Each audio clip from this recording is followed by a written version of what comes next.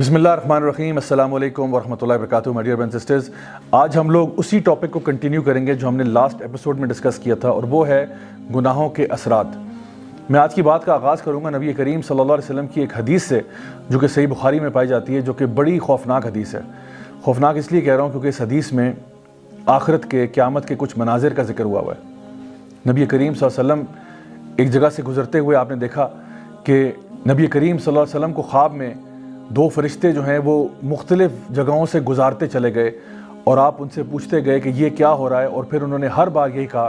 کہ آگے چلیں پھر آپ کو بتاتے ہیں۔ سب سے پہلے آپ نے دیکھا کہ دو شخص ہیں، ایک شخص زمین پر لیٹا ہوا ہے اور دوسرا شخص اس کے سر پہ کھڑا ہوا ہے، اس کے ہاتھ میں ایک بھاری بھرکم سا پتھر ہے، اور وہ پتھر لے کے اس کے سر کے اوپر دے مارتا ہے اور اس کا سر کچل دیا جاتا ہے۔ پھر وہ پتھر دوبارہ اٹھاتا ہے اور اس ٹائم تک اس کا سر دوبارہ ٹھیک ہو چکا ہے، پھر سے وہ اس کے سر پہ پتھر دے مارتا ہے اور پھر اس کا سر کچل دیتا ہے۔ آگے جا کے دیکھا تو دو اور شخص نظر آئے، ایک شخص زمین پر لیٹا ہوا ہے اور دوسرا اس کے سر پہ کھڑا ہے، جو کہ ایک لوہے کی ہک کے ساتھ اس کے جبڑے کو یہاں سے چیرتا ہے، پھر اس سائڈ سے چیرتا ہے، پھر اوپر سے چیرتا ہے اور پھر نیچے سے چیر دیتا ہے، اور ہر دفعہ جب اس کے جبڑے کو چیرا جاتا ہے تو وہ دوبارہ سے ٹھیک ہو جاتا ہے، اور یہی پروسیس کنٹینیو ہو رہا ہے۔ آگے گئے تو دیکھا کہ ایک دور ایک تندور ہے، اس تندور میں سے چیخو پکار کی آوازیں آ رہی ہیں۔ اندر دیکھا تو مرد اور عورتیں وہاں پہ موجود ہیں جو کہ برہنہ حالت میں بغیر لباس کے ہیں، اور وہ اندر پکائے جا رہے ہیں۔ اس کے آگے گئے تو دیکھا ایک تالاب ہے خون کا بھرا ہوا، اور اس تالاب میں ایک شخص تیر رہا ہے، اور جب بھی وہ تالاب کے کنارے تک پہنچتا ہے تو ایک شخص اس تالاب کے کنارے پہ کھڑا ہوا اس کے منہ کے اوپر ایک پتھر دے مارتا ہے، اور اس پتھر کے زور کی وجہ سے وہ دور چلا جاتا ہے۔ پھر وہ پتھر کو اپنے منہ میں دوبارہ کنارے تک پہنچتا ہے، وہ شخص اس کے منہ سے پتھر نکالتا ہے اور پھر اتنی زور سے اس کے منہ پہ دے مارتا ہے کہ وہ پیچھے جا لگتا ہے، پھر وہ پتھر کو لے کے واپس آتا ہے، اور یہی پروسیس ریپیٹ ہوتا چلا جا رہا ہے۔ آگے آپ جاتے ہیں تو آپ دیکھتے ہیں کہ ایک بہت ہی بھیانک قسم کا ایک شخص ہے جو کہ ایک آگ کے ارد گرد چکر لگا رہا ہے۔ اس سے آگے جاتے ہیں تو دیکھا ایک بڑا ہی خوبصورت باغ ہے، بہت خوبصورت، اور اس باغ کے اندر ایک اونچا سا درخت ہے، اور اس درخت کے ساتھ ایک لمبا سا بہت خوش شکل انسان ہے، اور اس انسان کے ارد گرد بہت سارے بچے جو ہیں وہ کھیل رہے ہیں اور انجوائے کر رہے ہیں۔ آگے جاتے ہیں تو دیکھتے ہیں کہ کچھ ایسے لوگ ہیں جن کا آدھا جسم جو ہے وہ بہت ہی خوبصورت ہے اور آدھا جسم انتہائی بدصورت ہے۔ نبی کریم صلی اللہ علیہ وسلم نے جب ان کے بارے میں پوچھا کہ آخر یہ لوگ کون ہیں، تو فرشتوں نے اب بتانا شروع کیا کہ جو سب سے پہلے آپ نے دو لوگ دیکھے تھے جس میں ایک شخص دوسرے کا سر پتھر سے کچل رہا تھا، یہ اس شخص کا سر کچلا جا رہا تھا جو قرآن تو پڑھتا تھا لیکن اس پر عمل نہیں کرتا تھا، اور جو نمازوں کو بے پرواہی کے ساتھ اور لاپرواہی کے ساتھ ادا کرتا تھا یا ادا ہی نہیں کرتا تھا۔ دوسری طرف ان کا ذکر کیا وہ شخص جو دوسرے کے اوپر اس کا جبڑا چیر رہا تھا ہک کے ساتھ، یہ بتایا یہ اس شخص کا منہ چیرا جا رہا ہے جو دنیا میں جھوٹ بولتا تھا، اور اتنا جھوٹ بولتا تھا کہ اس کا جھوٹ پوری دنیا میں پھیل جاتا تھا۔ آج سوشل میڈیا کے ذریعے ہم یہ بات اچھی طرح جانتے ہیں کہ جھوٹ کتنی جلدی سے پوری دنیا میں پھیل سکتا ہے۔ پھر ان کا جب سوال کیا کہ وہ لوگ جو کہ تندور میں تھے، برہنہ حالت میں، یہ لوگ آخر کون تھے، تو بتایا گیا یہ دنیا کے وہ لوگ ہیں جو زنا کیا کرتے تھے، مرد ہوں یا عورتیں ہوں۔ پھر اس شخص کے بارے میں پوچھا جو کہ خون کے تالاب میں تیر رہا تھا اور اس کے منہ کے اوپر بار بار پتھر مارے جا رہے تھے، تو بتایا گیا یہ امت کا وہ شخص ہے جو سود کا کاروبار کرتا تھا، یعنی کہ ربا میں یا انٹرسٹ میں ڈیل کرتا تھا۔ پھر ان کا پوچھا گیا وہ شخص جو کہ ایک بھیانک قسم کا انسان ہے جو کہ آگ کے ارد گرد چکر لگا رہا ہے، تو بتایا گیا کہ یہ جو ہے اصل میں جہنم کا داروغہ ہے، مالک، دا گیٹ کیپر آف ہیل۔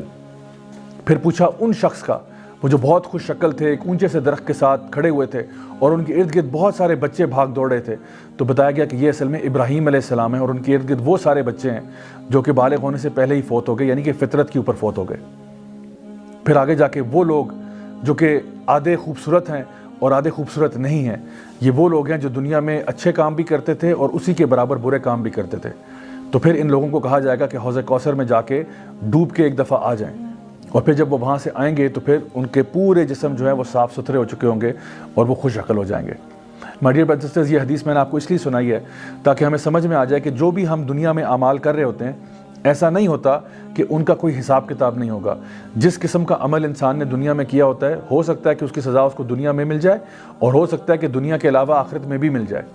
تو اس لیے گناہوں سے بچنا ہی ضروری ہے۔ اللہ سبحانہ تعالیٰ فرماتے ہیں قرآن مجید میں سورہ طلاق سورہ نمبر 65 آیت نمبر 2 اور 3 میں وَمَن يَتَّقِ اللَّهَ يَجْعَل لَّهُ مَخْرَجًا وَيَرْزُقْهُ مِنْ حَيْثُ لَا يَحْتَسِبُ وَمَن يَتَوَكَّلْ عَلَى اللَّهِ فَهُوَ حَسْبُهُ کہ جو شخص بھی اللہ کا تقوی اختیار کرے گا، یعنی گناہوں کو چھوڑ دے گا، اللہ تعالیٰ اس کو ہر مشکل سے باہر نکالے گا اور پھر اس کو رزق عطا فرمائے گا وہاں سے جہاں سے اس نے سوچا بھی نہیں ہوگا۔ اور جو لوگ اللہ پر توکل کرتے ہیں اللہ ان کے لیے کافی ہو جاتا ہے۔ اگر ہم چاہتے ہیں کہ اللہ تعالیٰ ہمیں ہماری مشکلوں کو دور کر دے ہم سے، تو اس کے لیے ہمیں گناہوں کو چھوڑنا ہوگا اور تقوی کی زندگی کو اختیار کرنا ہوگا۔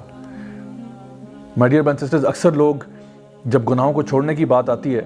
تو وہ کہتے ہیں نہیں جی ہمارے گناہ تو چل رہے ہیں لیکن ساتھ ساتھ ہم نیکیاں بھی بہت کرتے ہیں۔ تو اس کی مثال ایسے ہی ہے کہ انسان کمرے میں اے سی لگا دے اور ساری کھڑکیاں کھول دے، تو ایک طرف تو آپ نے استغفار کی ہوئی ہے لیکن آپ گناہ چھوڑنے کے موڈ میں ہی نہیں ہیں۔ ایک انسان ہر سال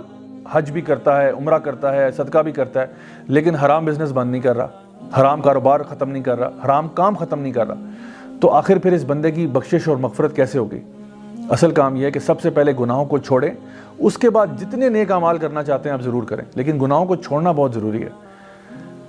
یہ جو پروسیس میں نے آپ کو بتایا کہ جو ڈیفیکلٹیز ہماری لائف میں آتی ہیں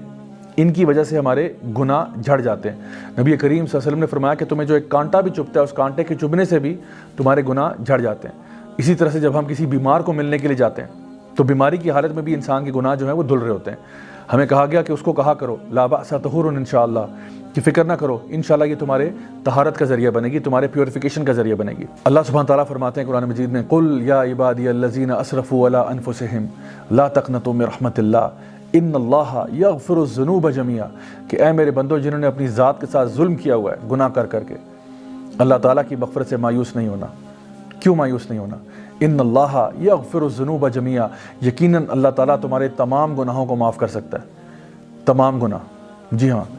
کوئی بھی گناہ اگر آپ نے کیا ہو اللہ تعالیٰ اس کو معاف کر سکتا ہے، لیکن سوال یہ ہے کہ کیا آپ توبہ کرنے والے بن سکتے ہیں یا نہیں۔ My dear brothers and sisters, امام ابن القیم رحمہ اللہ بہت بڑے عالم دین تھے، وہ کہا کرتے تھے کہ کچھ اعمال ایسے ہوتے ہیں، کچھ گناہ ایسے ہوتے ہیں جو انسان کو جنتی بنا دیتے ہیں۔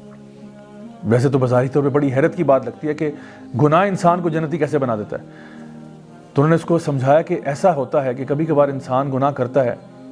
اور اس کے بعد ایسی توبہ کرتا ہے، ایسی توبہ کرتا ہے کہ وہ اللہ کا ولی بن جاتا ہے۔ یعنی وہ گناہوں کو چھوڑ کر اپنا لائف سٹائل ایسا چینج کرتا ہے، اللہ کے ساتھ اس طرح سے جڑ جاتا ہے کہ اللہ تعالیٰ اس کے پچھلے تمام گناہوں کو نہ صرف معاف کر دیتے ہیں بلکہ اس کے گناہوں کو نیکیوں میں بدل دیتے ہیں اور اللہ تعالیٰ اس سے محبت کرنے لگتے ہیں۔ ان اللہ یحب التوابین ویحب المتطہرین، یقیناً اللہ محبت کرتا ہے ان گناہ گاروں سے جو توبہ کر لیں۔ تو my dear brothers and sisters, انتظار کس بات کا ہے، دیر کس بات کی ہے؟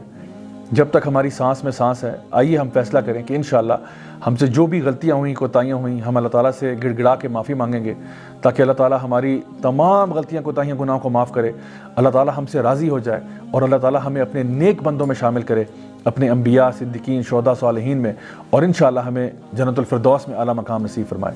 Until next time, this is me Raja Ziaulak signing off. والسلام علیکم ورحمۃ اللہ وبرکاتہ۔